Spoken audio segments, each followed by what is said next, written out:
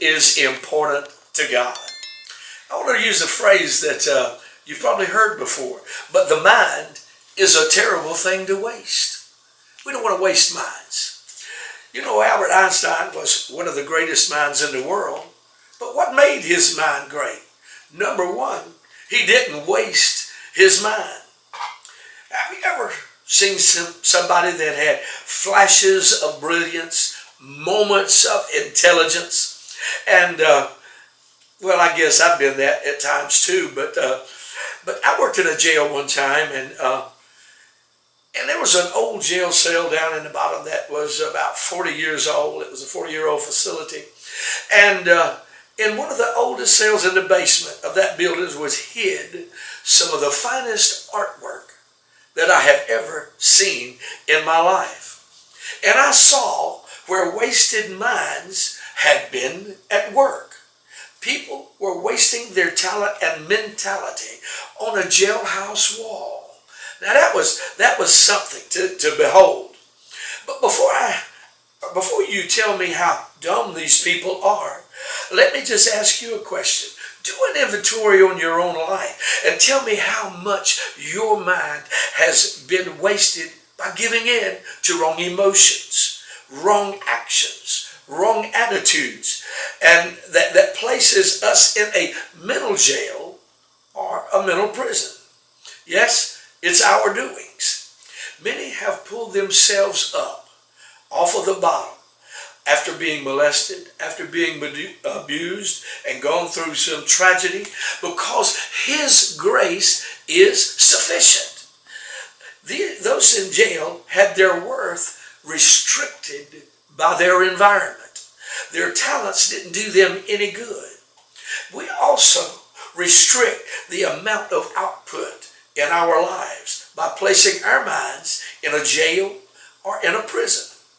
We restrict our own potential, our own output, and guess what? It's not about what could have been. We can change that even now. We can change our mindset because we have the ability. Now I want to ask you, is your potential being wasted? Is your power being weakened?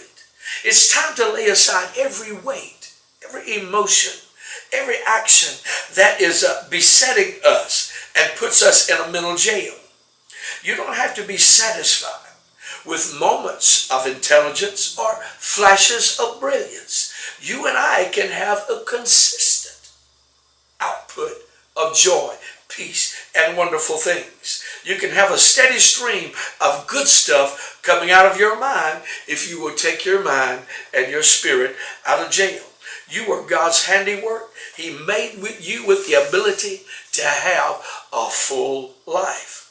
There are too many unwritten songs inside of you, unwritten books, because your mind has been wasted and tied up with stuff. I'm challenging you, don't let your mind be bogged down in mess. Take it out of jail and turn it loose. Learn to relax. Are you creating a prison for your life? Or are you making yourself a palace to enjoy? Are you wasting your mind?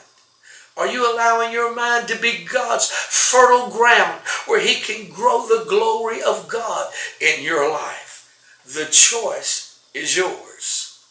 It's amazing that we have the ability to control our mind. People say, I can't control it. You're wrong. You can control your mind. I know your child did wrong. Get over it. I know your husband was mean or your wife was mean. You can get over it long enough to get your mind to producing, because it is full of possibilities and potential just for you to use. Change the way you think to change the way you feel. You are the steward of your mind. You are in charge. 2 Corinthians 2:16, we can have the mind of Christ. I'm going to pray for you. Is that okay? All right. Father, I ask you to touch every person that has listened today. Heal their mind. Help them to have authority over their mind. And I praise you, God, for imparting to them the mind of Christ where they can have a palace to live in rather than a jail. I love you. Hi, I'm Douglas Wilson, with Walking on the Word Ministries. Thank you so much for watching TMCI TV. We hope you enjoyed and were blessed with this week's Tuesday encouragement. You can help us share the good news by liking, subscribing, and turning on your notifications. This will help you keep up with the latest news and newest episodes.